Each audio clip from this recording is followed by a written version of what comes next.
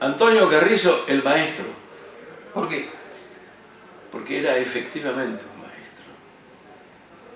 Esa condición natural que tienen los que, quizás sin prodigárselo y sin tener el propósito claro, enseñan. Tony fue además un personaje único en lo personal. Yo tuve la suerte de estar muy cerca de él y fui amigo, pese a la diferencia de edad. Él te hacía sentir amigo siempre. Era paternal, caudaloso, noble, generoso, fascinante, sabía tanto. Eso, ¿sabía lo que uno suponía que él sabía? O sea, tenía Más. una cultura general impecable. Más. Porque ¿qué entendemos por cultura? Ahí está el asunto. Sí. Era cultura práctica, vívida, fresca, referida a nuestra historia, a nuestra literatura, y además tenía pensamiento original, y eso es cultura. Sí. Y todo eso lo compartía. Vos ibas a buscarlo a la radio, por ejemplo. Vení, vení. Ah, tenía un tono de voz alto. ¿Cómo? ¿Es flaco? Claro, era. Vení, vamos al sastre. Ir al sastre con Carrizo era una aventura, porque él hacía sentir bien a todo el mundo. Entonces, él te contaba del sastre, vida y milagros, ¿qué haces? Y entonces el otro se sentía el más grande modisto de Latinoamérica. Sí. Y hablaba, y de repente sacaba una cosa de la moda en la época de María Antonieta, y siempre tenía letra. Porque esto es algo que caracterizó a Carrizo como profesional. La radiofonía, en la época en la que Carrizo fue estrella en Radio El Mundo, Carrizo fue estrella en dos radios completamente distintas, Radio El Mundo y Radio Rivadavia. Radio El Mundo era la perfección, el orden, el estilo, la armonía, y Rivadavia era el tablón. En las dos él fue estelar. En aquella primera radio, que correspondía a un tiempo, podemos ubicar, en el caso de Carrizo, finales de los 40, los 50 y principios de los 60. Después él fue a Rivadavia. Aquella radio era la radio pulcra, donde los locutores trabajaban con una cosa que se llamaba la continuidad, que si vos lo lees ahora parece ingenuo, porque decía: queridos amigos, muy buenas noches, aquí comienza otro encuentro de heladeras Sigmar. Claro. Estaba todo escrito. A continuación, la orquesta de Osvaldo Requena interpreta. Estaba todo escrito. Y el flaco leía. Vos leías eso, iba todo en orden. Cuando terminaba el programa: muchas gracias por su atención. Hasta la próxima semana, en este mismo horario. Claro, había tú un Cortina, ese papel se cerraba y se ponía en un buzón de radiodifusión que estaba en el extremo del estudio. Y vos no te podías salir de eso. Hasta que llegó Carrizo, porque en algunos casos había que salirse por alguna contingencia y muchos compañeros naufragaban. Pero Carrizo fue el primero que se animó a hablar sin papeles. Esa era la expresión. era orgánico. Tenía letra propia. Exactamente. Y entonces pronto circuló y se afirmó y se extendió la creencia de que el flaco habla sin papeles. Vení, flaco, vos que... ¿Como algo malo? No. Como algo muy bueno. Como una condición que los otros no tenían. Como una diferencia, un valor agregado. Tenía letra propia. Yo no sé si te conté alguna vez que él me lo contó. Cuando Flaco llegó a Radio El Mundo, empezó haciendo lo que llamaban los kioscos. El kiosquito era, vos tenías que leer un aviso cada 4 horas. Tenía, por ejemplo, 2 por día. Un kiosquito. Tomen mejor a mejorar. Y te ibas. ¿A dónde iba? Él vivía en una pensión, por ahí cerca, vivía en una pensión. Iba a un cafecito y leía. Antes no se usaba mucho, a lo mejor leer en ciertas actividades llamaba la atención. Y no faltó alguno que lo veía leyendo. Este es con el libro, siempre. Y el flaco me dijo, qué giles no sabían que yo me estaba preparando para cuando llegara la oportunidad. ¿Qué era? Llegó la oportunidad. Y el flaco era el único que podía trabajar sin papeles. Maestro, en todo. Generoso, amigo. Hugo Guerrero Martínez, un genio. ¿Por qué? Porque rompió todo. Hizo todo lo nuevo y lo distinto. Él fue el primero que se puso auriculares. ¿Y por qué se ponía auriculares? Porque monitoreaba. ¿Ah, sí? Y porque vos al escuchar por auriculares monitoreás la transmisión. Tenés la cadencia justa del tono que estás usando, que es el que va a escuchar el oyente. Claro. Él lo hizo por eso, concreto, y fue el primero. Entonces... El primero. Y entonces, por supuesto, como todo aquel que cambia, generó resistencia. Él tenía una cantidad de técnicas de trabajo que acá no se conocían. Y como era genio, y todo genio tiene ese carácter atrabiliario, llegó a forrar con papel de diario los vidrios del estudio para que no vieran cómo trabajaba. Aunque parezca mentira, había normas sindicales que prohibían grabar los programas. No se podía grabar. ¿Qué estamos hablando? ¿De los 70, de los 60? Finales de los 50. Finales de los 50.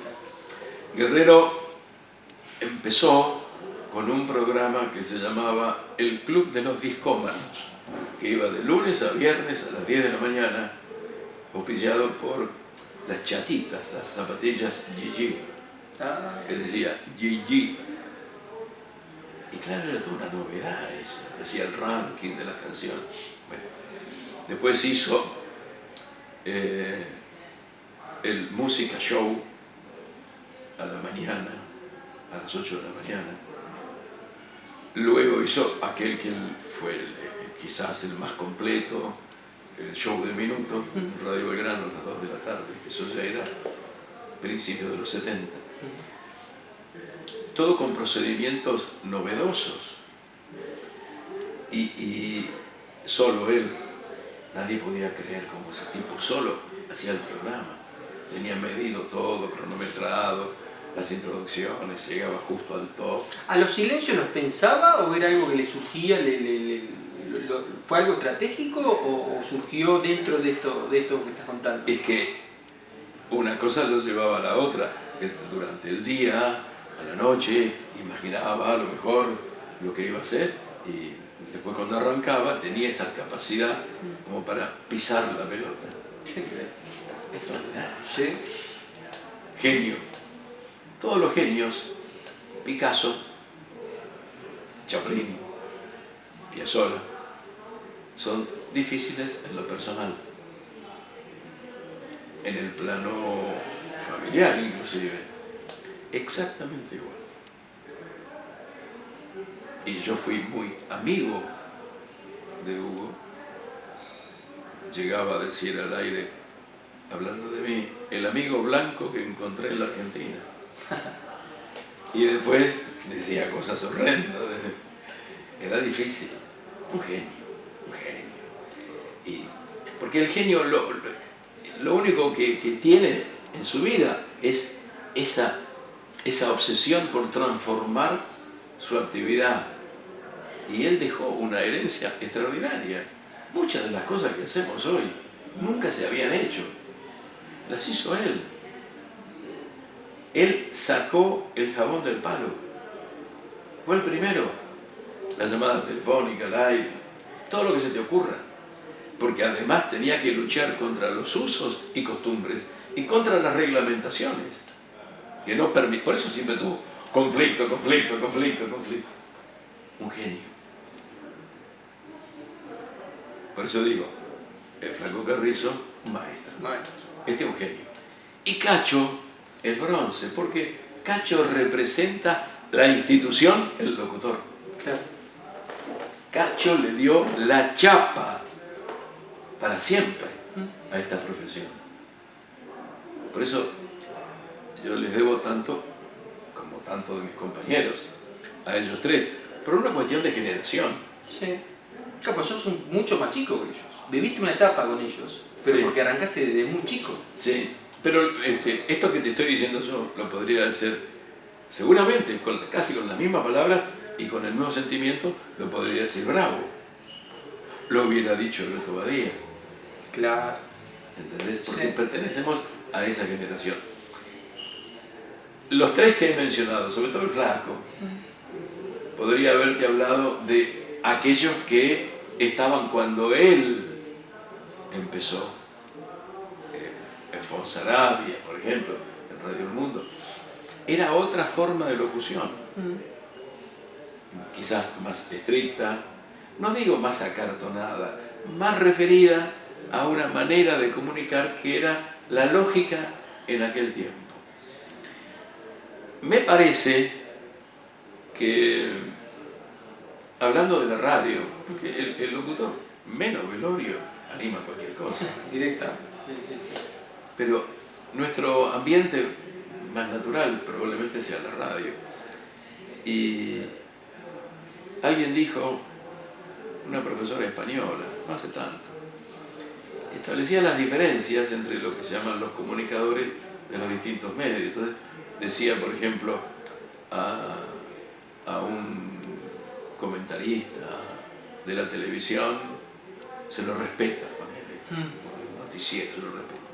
A un pibe, a un youtuber se lo sigue. A un locutor de radio se lo quiere. Claro. Porque esto es lo que genera la radio, la empatía, se dice ahora, bueno, de otra forma, llegar al corazón de la gente. Y los grandes personajes de la radio, los grandes locutores, trascendieron por eso, cada uno en su momento y de acuerdo al estilo de la época. Julio, en lo personal creo que sos la mezcla perfecta, porque la idea obviamente es hablar de tu trayectoria, ¿no? Y para mí sos la mezcla perfecta, humilde opinión, entre Héctor Larrea y Mario Pergolini. Si bien Mario no es locutor, claro, podría hacerlo tranquilamente por el tiempo de voz y por toda su trayectoria también. Porque al haber arrancado tan joven, tenés la misma cantidad de años de trayectoria que Héctor Larrea y viviste esa etapa de muy... Fuimos compañeros en la Campana de Cristal. Y en el caso de Mario, lo que tenés de Mario es también sos precursor sos el primero en haber transmitido por internet, el primero en tener una cámara en el estudio, incluso antes que él. Entonces, por eso digo que sos la mezcla perfecta. Para vos, ¿quién es Julio Lago locutor? Uno de la caravana. Yo creo en esta imagen hay una caravana de cómicos de la legua. Sí. Una caravana. Lo maravilloso es la esencia que nos une, que nos hace parte de lo mismo.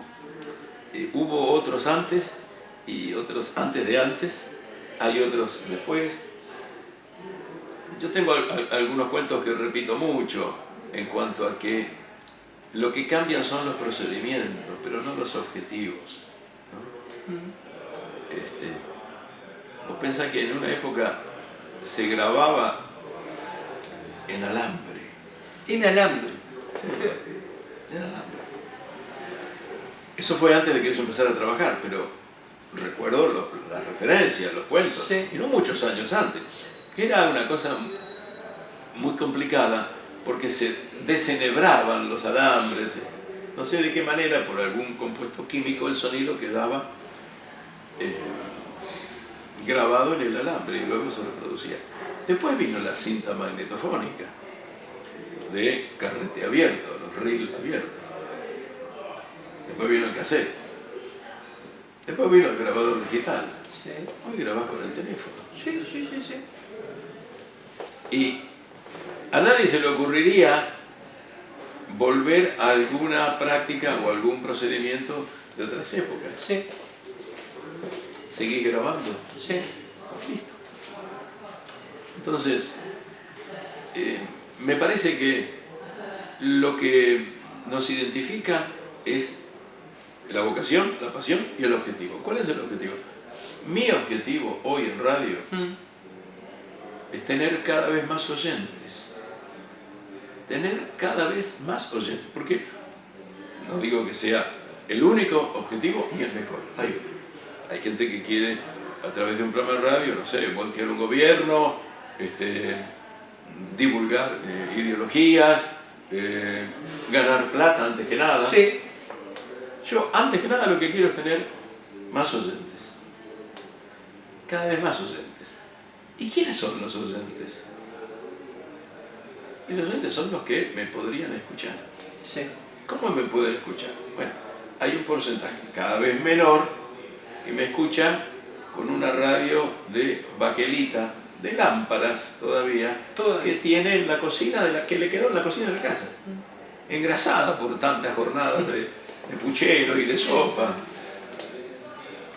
Está el que me escucha en el auto, está el que me escucha en la portátil a pilas, que sigue siendo indispensable porque cuando se cae el sistema y se corta la luz, por algo en Miami cuando hay huracán te dicen tenga el botiquín y una radio portátil con pilas. Sí. Y está el que me escucha en los soportes de los últimos tramos de la comunicación. La computadora, el smartphone. Hoy, el teléfono celular, el smartphone, que un poco irónicamente uno puede decir, además sirve para hablar por teléfono. ¿Vos querés saber cuando te levantás la temperatura? Cuando te despertás. Manoteás el teléfono, la mesita de luz, y mirá la temperatura. Sí. Lo primero que haces. Sí, sí, sí, Bueno. sí, sí. Y esa es la radio portátil, la Spica, que es como un genérico, ¿no? Aquella famosa radio. Pero además, hoy, el teléfono celular es el televisor. Sí.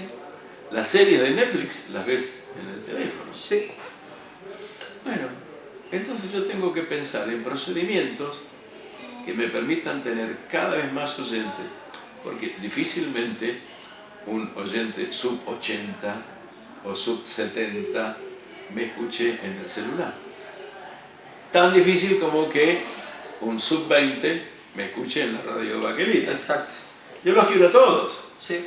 Yo los quiero a todos. Es una pretensión a lo mejor ridícula, porque no falta quien te diga, no, vos tenés que sectorizar el mensaje, las franjas. No estoy de acuerdo con eso, porque justamente si algo caracteriza a la radio es que la radio no selecciona.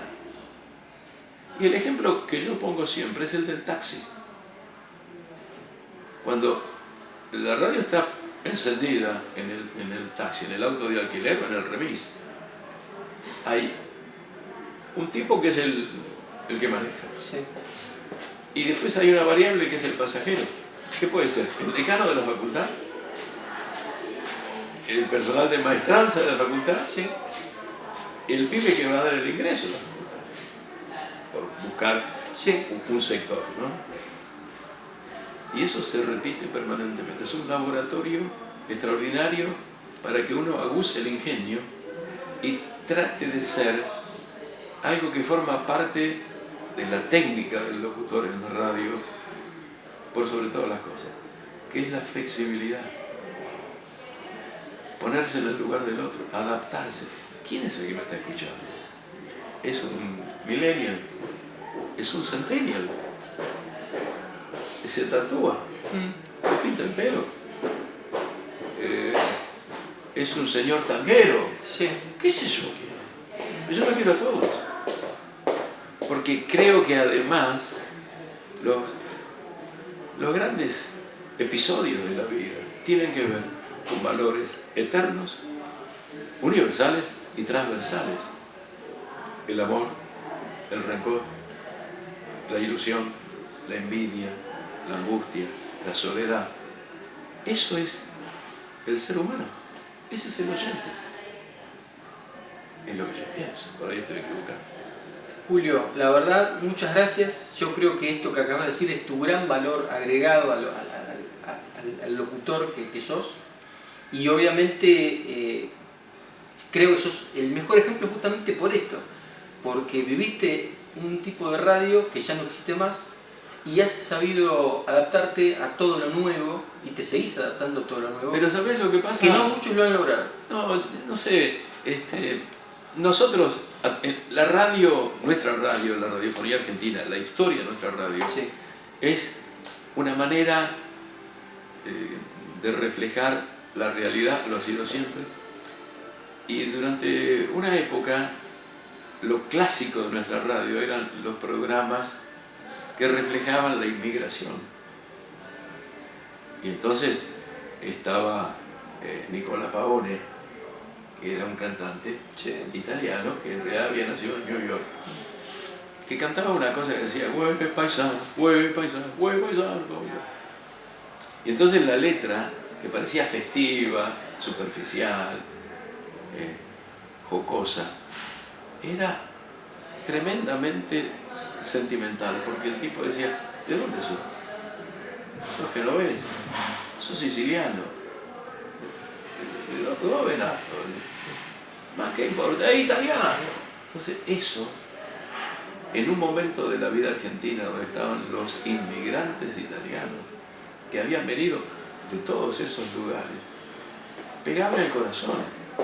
Y entonces decía: "Güey, paisano, ¿cómo está?". Le hablaba a la gente que tenía esa vivencia. De la misma manera estaban María Antinea, Angelillo, Lolita Torres, que le cantaban a los inmigrantes españoles.